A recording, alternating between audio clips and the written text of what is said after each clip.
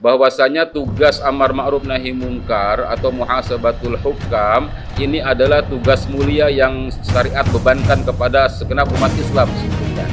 Jadi umat Islam itu diperintahkan oleh Allah Subhanahu wa taala untuk menyampaikan kritik atau untuk menyampaikan tausiah atau kritik nasihat kepada penguasa khususnya manakala penguasa berlaku zalim.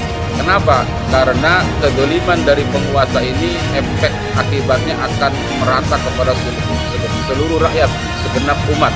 Jadi jangan dipisahkan dari urusan agama.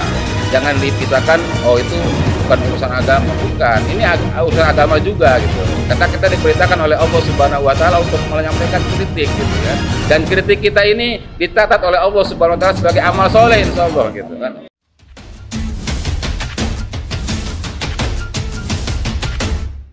Bismillahirrahmanirrahim. Assalamualaikum warahmatullahi wabarakatuh. Waalaikumsalam warahmatullahi wabarakatuh. Bismillah walhamdulillah wassalatu wassalamu ala rasulillah sayyidina wa maulana Muhammad ibn Abdillah wa ala alihi wa sahbihi wa man tabi'ahu wa wala amma ba'du.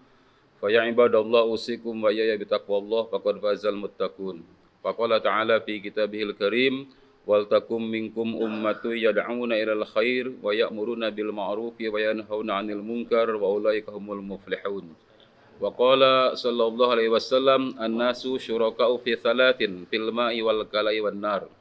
Ahibail kiram, para kiai, para asatid wal asatidah, para pengacara, para tokoh masyarakat yang dirahmati Allah Subhanahu wa taala.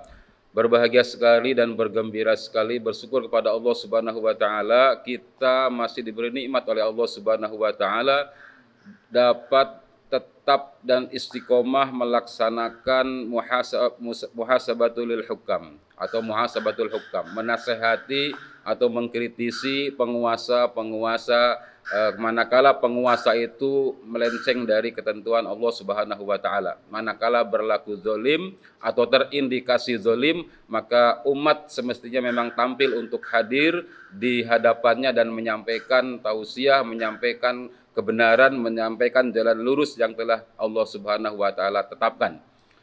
Di dalam keadaan tidak ada satupun orang yang berbicara tentang penolakan terhadap isu rencana kenaikan sumber daya alam kita ya, di dalam kondisi yang rakyat memang sedang sulit, tetapi alhamdulillah masih ada segelintir orang dan itu kita semua insya Allah ya. Oleh karena itu ini adalah nikmat dari Allah Subhanahu wa taala yang patut disyukuri. Itu yang pertama. Yang kedua, ikhwan fillah rahimakumullah, bahwasanya tugas amar ma'ruf nahi mungkar atau muhasabatul hukam ini adalah tugas mulia yang syariat bebankan kepada segenap umat Islam sesungguhnya. Jadi umat Islam itu diperintahkan oleh Allah Subhanahu wa taala untuk menyampaikan kritik atau untuk menyampaikan tausiah atau kritik nasihat kepada penguasa khususnya manakala penguasa berlaku zalim. Kenapa? Karena kezaliman dari penguasa ini efek akibatnya akan merata kepada seluruh rakyat, segenap umat. Gitu. Oleh karena itu ini adalah pekerjaan yang sangat baik. Allah Subhanahu wa taala sampaikan bahwa ini adalah bagian dari jihad fisabilillah, bahkan derajatnya itu disamakan dengan para penghulu para syuhada gitu kan. Insyaallah. Hadirin rahimakumullah. Sesungguhnya kalau kita melihat konteks pengelolaan sumber daya alam ya oleh negara, maka kita sebagai umat Islam tentu harus berpijak dan bersandar kepada ketentuan dari Allah Subhanahu wa taala. Tadi sudah saya sebutkan bahwa sebuah hadis mengatakan riwayat Abu Daud, an-nasu syuraka'u fi tsalat. Manusia itu berserikat di dalam tiga hal. Artinya berserikat di sini manusia atau rakyat itu punya kepemilikan yang bareng-bareng dalam tiga perkara. Yang pertama adalah al-kala alma wal kala wan nar. Yang pertama adalah sama-sama memiliki secara bersama terhadap air, ya, laut, sungai, sumur dan sebagainya. Yang kedua wal kala, padang gembalaan, tempat ternak memakan rumput dan sebagainya, dan yang ketiga wanar, api, gas, minyak bumi dan sebagainya. Ini oleh Allah Subhanahu wa taala pencipta alam semesta, pencipta manusia disebutkan atau diberikan izin kepemilikan tiga hal tadi kepada rakyat. Tadi sudah disebutkan oleh Ustadz Agung Yuswardana ya, atau Ustadz Ahmad Hazinuddin, bahwa Allah telah memberikan izin kepada tiga hal ini untuk dimiliki oleh rakyat secara bersama-sama. Rakyat boleh saja mengambil kepemilikan yang Allah berikan itu secara langsung, bisa dia memanfaatkan secara langsung, bisa. Umpamanya rakyat mengambil air sumur, air tanah, mengebor langsung boleh. Rakyat mengambil air dari sungai, mengalirkannya kepada sawahnya atau kepada ladangnya, itu juga boleh. Rakyat juga mengarungi lautan, karena lautan adalah milik bersama, juga boleh gitu. Tetapi tentu saja ada sumber daya alam atau kepemilikan yang tadi disebutkan milik bersama itu yang tidak bisa diakses secara langsung oleh rakyat. Karena memerlukan teknologi yang tinggi, karena memerlukan eksplorasi dan sebagainya. Contohnya minyak bumi atau gas dan sebagainya. Nggak bisa rakyat itu ngambil secara langsung. Kenapa? Karena tangan rakyat terbatas. Disinilah peran negara.